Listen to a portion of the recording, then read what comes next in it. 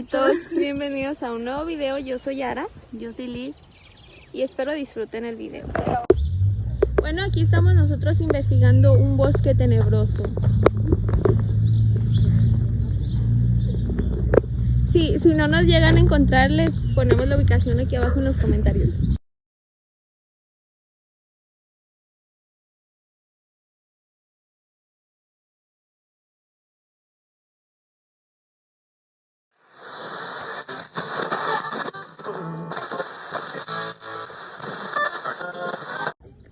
Bueno, les platico que la sigo buscando. Aquí estoy. No he encontrado nada, no hay rastros de ella.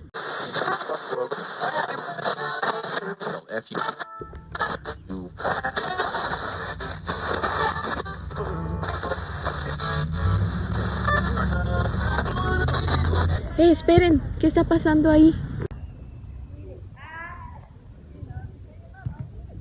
¿Me acerco o no me acerco? ¿Cómo la salvo? Le están haciendo al parecer un ritual. Pero se está moviendo, la van a matar.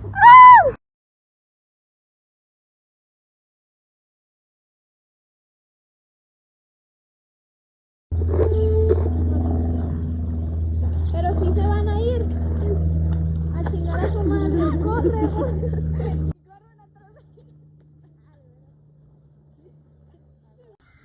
No, la acabo de salvar, pero no sé a dónde ir. Estamos aquí corriendo por el bosque. No te caigas, está muy débil. No sé qué le ha pasado, no sé qué le han hecho. ¡Corre!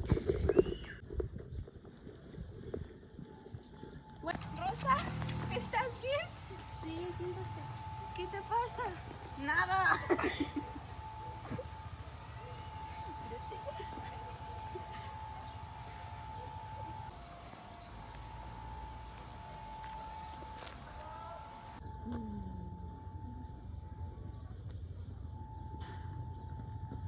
Rosa, ¿qué pasa?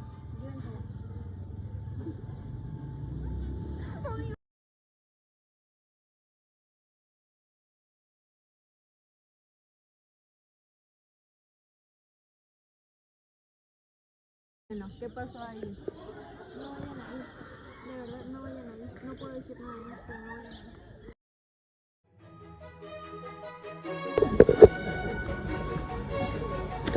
Rosa, ¿qué tienes? ¿Qué te pasa?